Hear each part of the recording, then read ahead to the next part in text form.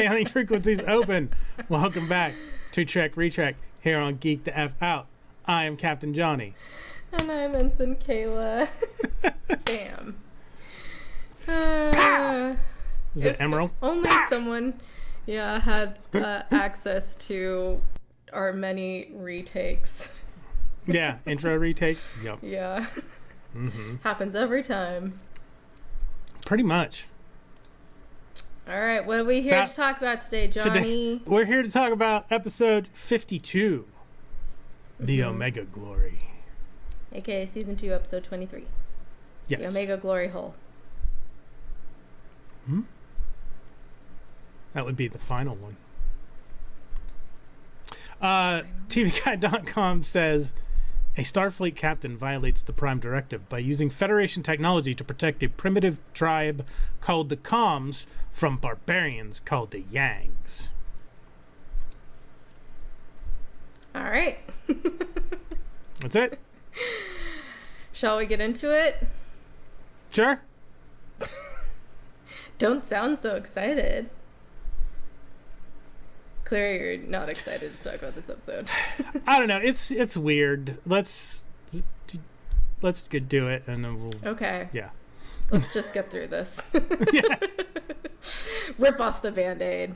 All right. So the Enterprise is patrolling space when they come upon the USS Exeter in the planet Omega's orbit.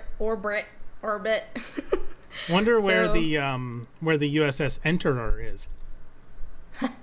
Good one. Well, it's spelled Exeter. I know. Oh, okay. Sorry. But So Kirk, McCoy, Spock, and Lieutenant Galloway, aka Redshirt, beam into the Exeter's engineering room to investigate why they're there. And they basically find a bunch of empty uniforms, which looks like there's like big salt crystals like piled around them. And there doesn't seem to be anyone on board. And Bones realizes that the crystals are the bodies without water. Dun, dun, dun. Dun! He says, like, yeah, no shit. yeah, he says we're like 98% water, but it's like 70%. It's closer to 70 from what I read. They talked about it on Memory Alpha. They pointed out the error. Clearly it's changed because when I took science classes it was 80, so maybe they figured something out. Anyways, They check the last log, which shows a crew member saying they're dead now, but they have a chance if they go down to the planet. So they immediately beam down, a chance to live. They find a bunch of people about to behead a man when Captain Tracy comes out. Apparently the prisoners are savages, basically cave people-like. And apparently as long as you're on the planet, you will remain alive. But if you leave, you will turn into these crystals that we saw. And Kirk is worried about if Tracy has broken the Prime Directive. Bones says that it is almost similar to an infection developed on Earth by the bacterial warfare in the 1990s, which, did we get a mention of this before? There was something else in the 90s that had gotten mentioned. Yeah, before. World War III. And oh, that's Khan. what it was. Yes, okay, that's what it was. So Spock comes in, and Lieutenant Galway has been lanced by the Yangs, and Spock says the Yangs are getting ready to attack, and that there's been evidence that Tracy's been interfering with things, aka breaking the Prime Directive. And just as Kirk is about to message Starfleet, Captain Tracy comes in with some of the villagers and kills the red shirt, because duh. To no one's surprise. Everyone take a drink. Curse your sudden but inevitable betrayal. And Tracy tells the Enterprise that the crew is all unconscious. He talks with Kirk and tells him that there are no diseases there and that this immunization could be very valuable to them, and that's why, essentially he's broken the directive. And Kirk escapes from his bonds, because of course he does, and starts to fight with Tracy, but he knocks Kirk out and puts him in jail with the Yangs, and the two Yangs fight Kirk while Spock watches from the other cell. And meanwhile, while all this is going on, Bones is trying to, like, he's studying the immunization to see if it's, you know, they can actually learn something or take something from this planet and the people there that somehow, like, you know, never get sick. So finally Kirk foos the dude, and Spock nerve pinches the woman, which makes the man stop fighting. And Kirk and Spock are talking when all of a sudden the Yang man starts talking when Kirk says freedom. And Kirk and Yang work together to get the bars out of the windows, but the Yang knocks Kirk out and he and the woman escape. Again, curse your sudden but inevitable betrayal. Yeah. Like, come on, Kirk, you're smarter than that. So when he wakes up, he notices keys on the ground outside their cells, so obviously he escapes and lets Spock out, and they go and find Bones, who says there's been a biological war there. And apparently, if you just stay on the planet for a certain amount of time, you'll also have the immunity, so they're technically free to go back now. And Bones realizes that there isn't really an immunity. It's just how the people have evolved since the bio-wars, that they've essentially like evolved to have these longer lives. And, you know, the only thing it could do is like maybe cure the common cold, but like that's not that important. So when Spock is about to signal the ship, Tracy stuns him and tells Kirk how the Yangs are relentless, and Kirk gets mad at him, saying all of this was for nothing. And Bones tells Tracy there is no serum that's going to help create immortality. And Tracy takes Kirk outside and tells him to call the ship for more phasers instead of just beaming up to the ship, which Kirk is like, why the fuck don't we just do that? Like, let's get the fuck out of here. So after the call, Kirk hits Tracy and runs away. Tracy tries to axe Kirk when the Yangs find them. The Yangs round up all the Federation people and bring them inside. And Kirk starts to realize there are many similarities between the Yangs, aka the Yanks, and the Comms, aka the Communists. And they fought the war on Earth that Earth apparently avoided, and the Asiatics won, which I don't think I've ever heard that term before.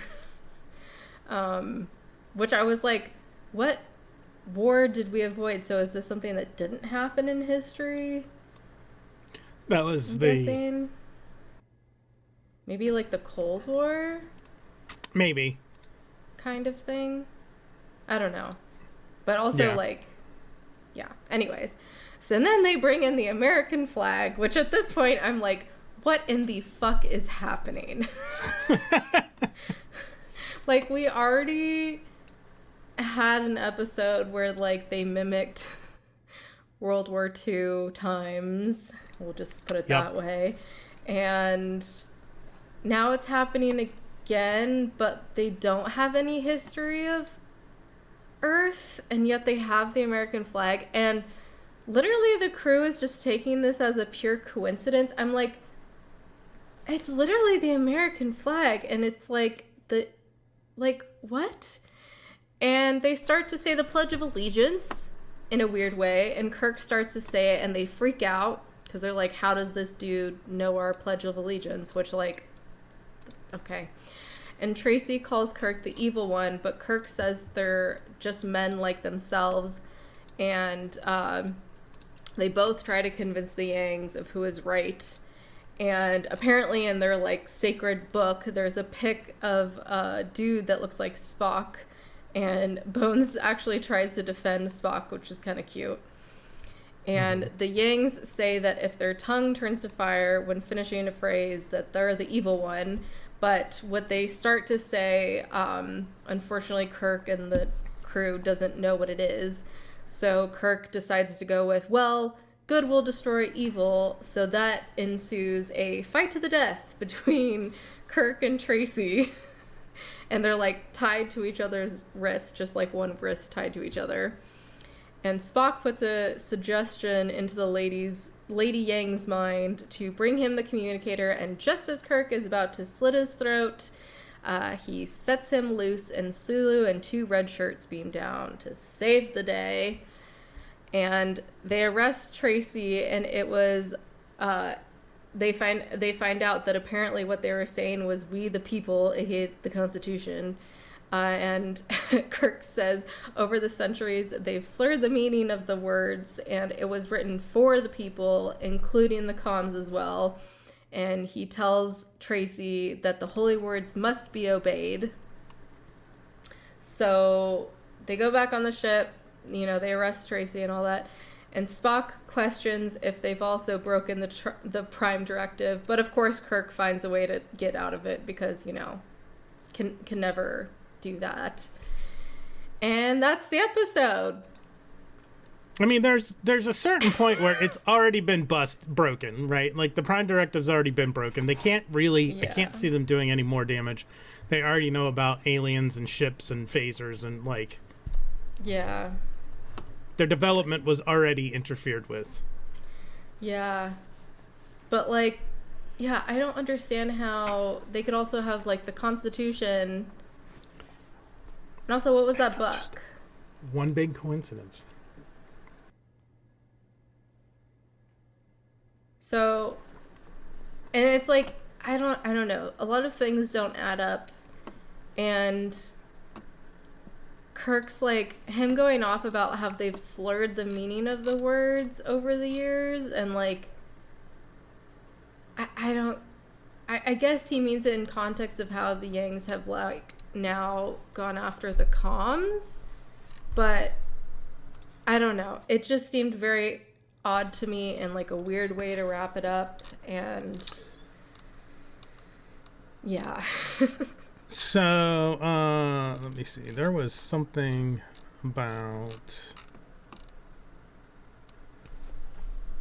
So there was there was a part of the episode that was edited out, a debate between McCoy and Spock. It says, just before the landing party leave the Yang's flag room, Kirk cut short an argument which seems to be about nothing. The reason McCoy and Spock were arguing was cut from the episode. The dialogue excised from the final print was as follows. McCoy says, Jim, the parallel's too close. They seem so completely human. Is it possible that, Kirk says, the result of Earth's early space race? Spock says, quite possible, Captain. They are aggressive enough to be human. And McCoy says, now listen, Spock, you... And then that's what was apparently filmed, but not... Or... So, like, the implications of that is that there was an early space race and someone landed on the planet? Apparently. Okay. Weird. Yeah, but that's not portrayed in the episode because it says exiled from the final print. It says this was taken from the final draft shooting script for the episode. So I don't know if it was shot or but yeah. I don't know. Interesting. So it's possible it's another a piece of the action kind of circumstances where for some reason this ship had the Declaration of Independence on it, or the Constitution of the United States. Was it? They could have done, they could have maybe done probes too. Wasn't one of the Voyager probes loaded with like the Constitution and like records and probably things like that? How much we love ourselves. Ew, nationalism. Blech. Wouldn't surprise me. I just I don't know. It was just kind of a mess of an episode. Yeah, I don't know. What were your thoughts?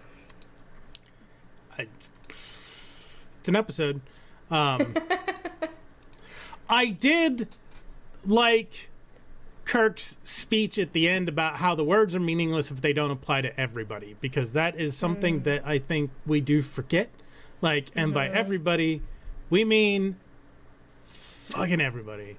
Like, not just... Wait, you mean not just white cis-het men? Nope.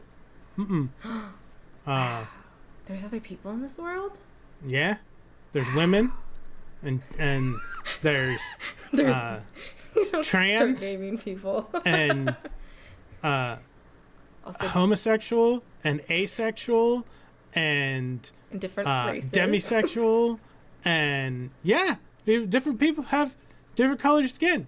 But there's one thing that I believe, and that's that people are people and we all suck. But we're allowed to, all damn it. humans at the end of the day. Yes. Yes. We love Seriously, to though. suck. Yeah, like... Granted, the... Like...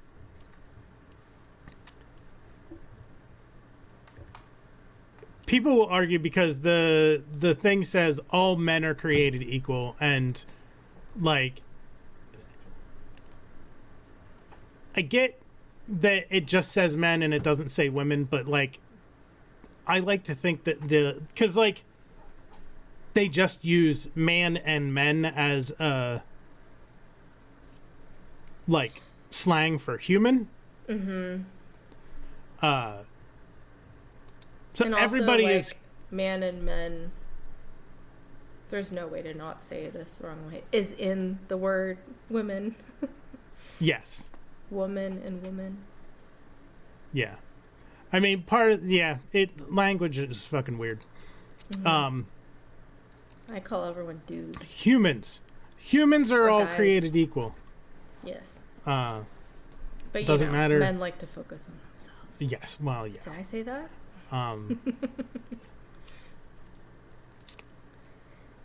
And I don't know. People suck. Okay. People just suck. Like, I lost my train of thought. It's derailed. It's okay. Be good to each other. It doesn't matter. Race. It's not that hard. It's not that hard to be a decent human. Race. Gender. Sexuality. Who gives a fuck? Like, if someone wants to believe that they are popcorn, that doesn't hurt you. Mm-hmm. Literally doesn't affect you at all. If someone else likes mustard and you don't like mustard, that doesn't affect you. Yep. They're not going to come into your house. The way it tastes. They're not going to break into your house and tie you down and pour mustard down your throat. Not going to happen. I wouldn't mind that. New kink unlocked. You're welcome. Mustard guzzling. Specifically pickle mustard. Of course. Yes. So yeah, I did like Kirk's message about, like, the words are meaningless if they don't apply to everybody, and they should. Mm-hmm. But there's a lot of people who don't seem to realize that. So yeah, that is kind of a message that unfortunately we still need in 2024. I liked that as well. Yeah, it just seemed like that message would have been better if the rest of the episode had been better. Right. It was a long and convoluted way to get there. Yeah. I don't know. It felt like they wanted a 4th of July special. Like, this was... Yeah, they really did. Especially because they were even playing the music. Did shows come out in July? No, March 1st, 1968. Oh. Weird. But, like, it could have felt like a very special 4th of July Star Trek. Interesting. Well, did you have any favorite lines or moments? The only thing that really... I didn't write anything down, but I do remember during the fight in the cage when Kirk's like, you really need to teach me that. And Spock's like, I've tried, sir. Yeah, and Kirk's like... Because I think he did that, too, in... There was another episode where he's like, you should teach me that. I don't think Spock said the same thing, though. I think Kirk just said, you should teach me that. Something similar. Sorry. In that same set of scenes when Kirk says, at least tell me why you want to kill me. And Spock's like, good, Captain. Try to reason with them. And he says, keep going, Captain. Their behavior is highly illogical. So funny. Yeah, and Kirk's reply, no point in repeating it's illogical, Spock. I'm quite aware of it. Yep. And then later on when Bones says to Tracy, leave medicine to medical men, Captain. Like, yeah. Good play on words. Good job, Bones. Good job. That's all I have for lines. Yeah, I don't have anything else. So that will bring us to That's What They Said. And then they came. You shall finish. Yay! Yay! That's all I got. Short but sweet. Mm-hmm. Kind of. So that'll bring us to episode trivia from Memory Alpha, and there's a lot. Okay. Yeah, because I think some of it, well, you'll see. Okay. So you might remember the name the Omega Glory from back at the beginning of this Retrek. This was one of the 3 drafts that was considered for the second pilot.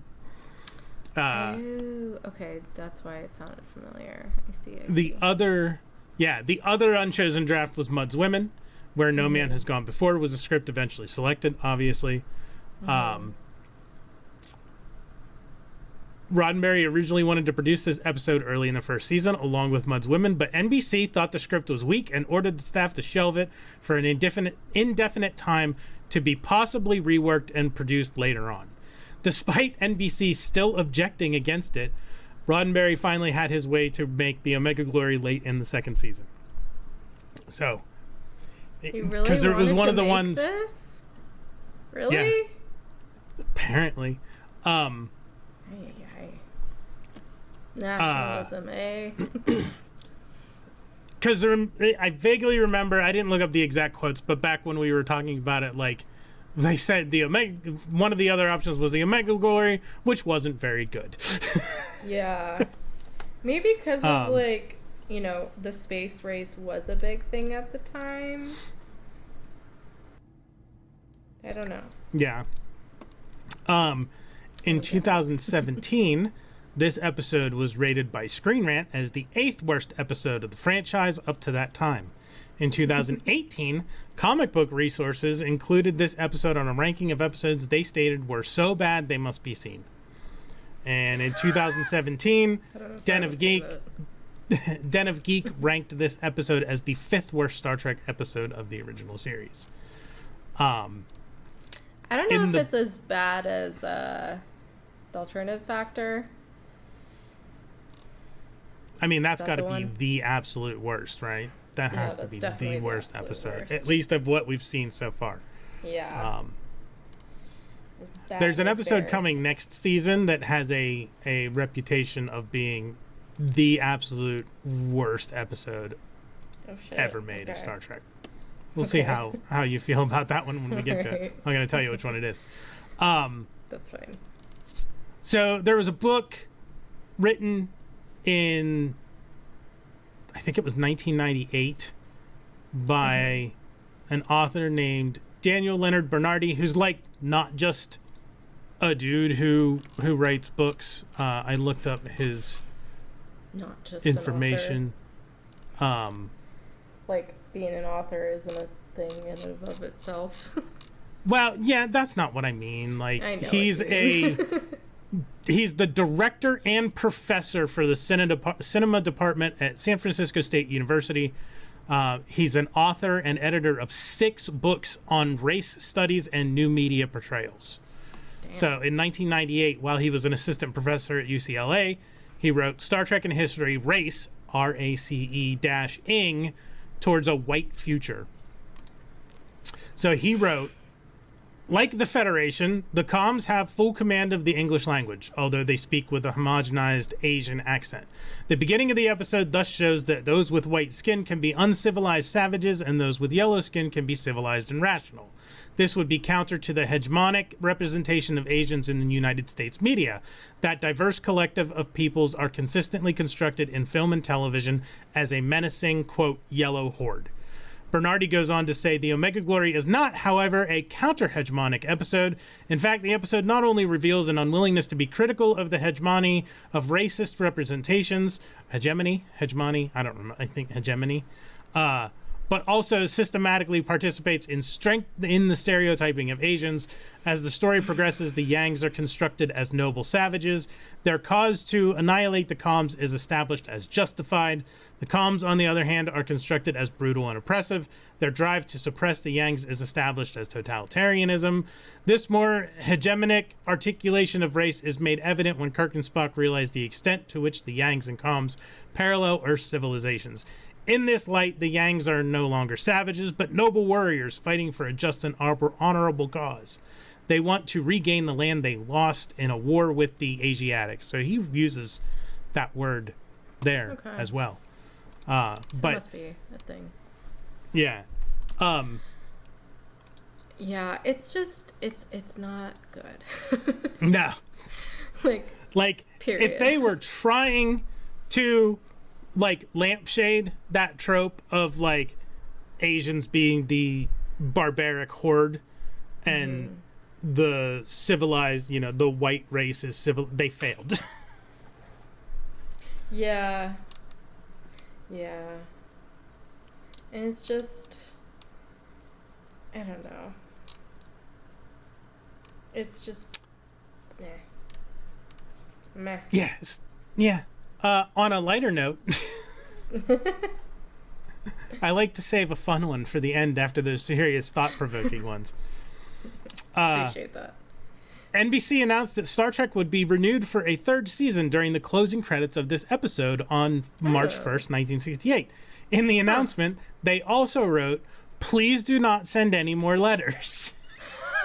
Responding to the vast amount of mail received during the protests organized by Roddenberry and B. Joe Trimble.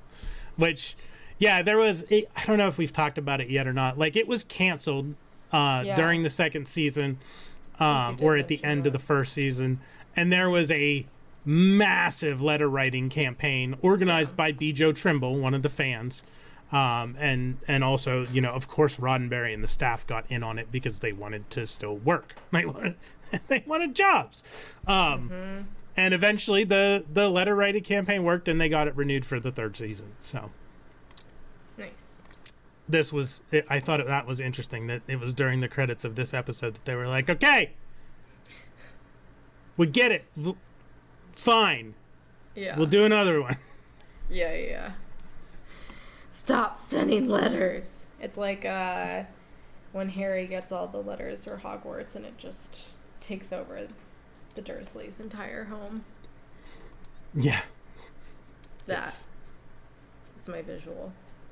Farscape fans kind of did the same thing when Farscape was canceled, but they did it by sending crackers to Sci-Fi Channel's headquarters, because there's a well regarded episode of Farscape called Crackers Don't Matter. So Farscape fans mailed crackers to the Sci-Fi Channel's offices. We didn't get another season, but we got a mini-series to tie everything up. Like, mini-series, it was like 2 episodes. 2 movies, technically. But yeah, better than nothing. They did with Sense8. They're like, oh, we'll give you a movie-length episode to wrap up everything. Yeah. Okay. Sure, Jan. Yeah. That's gonna work. Anywho. Okay. Well, that will bring us to spoilers without context. Since I went first for That's What They Said, we'll bring Ensign Kayla's spoilers without context up on the screen. So I had to do rock salt because obviously that's what the bodies looked like. It was like piles of rock salt. And then I had to do Braveheart freedom because, they were so focused on freedom, the word freedom.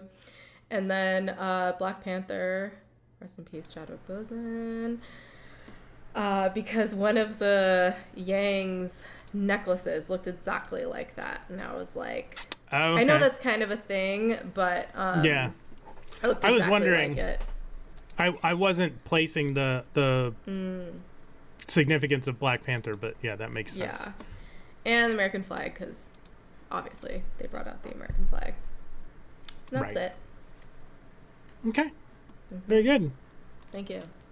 Thank you very You're much. welcome. With that, we will bring my spoilers without context up on the screen.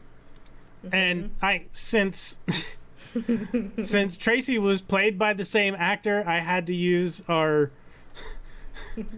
thumbnail for Dagger of the Mind with Van Gelder looking all. Yeah. So that was fun. Great thumbnail. I had to use Captain America. I can do this all day for the fight. Yes, your husband, for the fight with the Yangs in the cell, and Spock being like, yeah, one of them could rest while the other one continues to fight you. And also because America, fuck America, land of the free, home of the free. There's a part where, like, after they break out of the cell and they go in, and Bones is like talking about, like, you know, immortality and whatnot. He's like, poppycock. Yeah. It might cure the common cold. And then I had to use, I know it's the Constitution. Wait, is poppycock actually a food? Yeah. Yeah, it's like Cracker Jacks, but a different brand. Oh. That's so funny. I never knew that. Yeah. Sorry, go ahead. And then I know it's the Constitution that they had there with the We the People, but I had to use National Treasure, and I'm going to steal the Declaration of Independence. So good. So good. Such a good movie. Thank you. I don't think I've ever actually watched it. Well, I haven't watched Braveheart, so we're even. Okay. Before we rank the episode, Ensign Kayla, why don't you tell everybody where to find us and what's happening? You can find us right here. Perfect. You can follow us on Instagram at GTFO channel. If you want to email us, our email is channelgtfo@gmail.com. It is the reverse of that handle.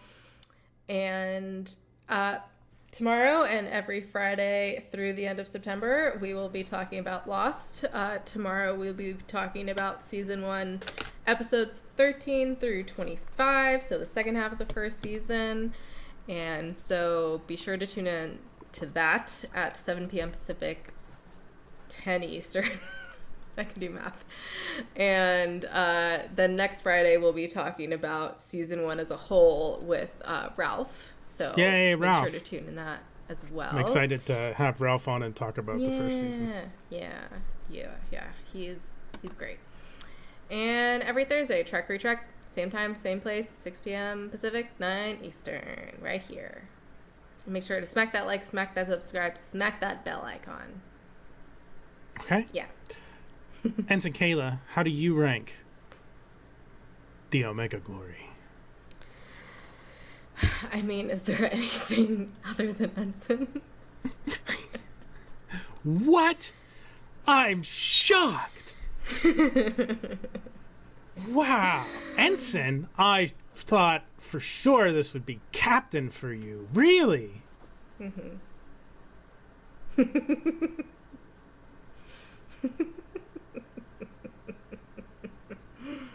Anything else to add? Nope. Okay. That's it. Ensign, look, Yeah. it's not as bad as the alternative factor.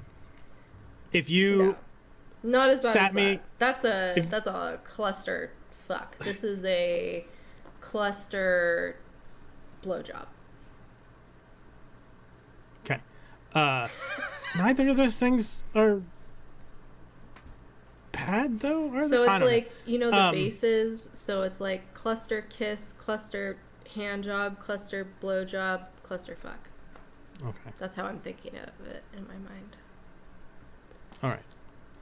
So it's a step down from fucking. It's not as bad as fucking, even though fucking isn't bad. Yeah, you know what I mean. I know. It's just odd that we. It's a level 3, not a level 4 of fuckery. Okay. I will be interested to see if anybody in the poll ranks this higher other than Ensign. Yeah, that will be interesting. Maybe someone will do it just to fuck around with us. Fuck around and find out. So what's happening next week?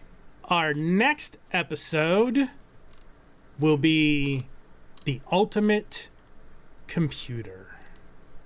IMDb.com says Kirk and a sub-skeleton crew are ordered to test out an advanced artificially intelligent control system, the M5 Multitronic system, which could potentially render them all redundant.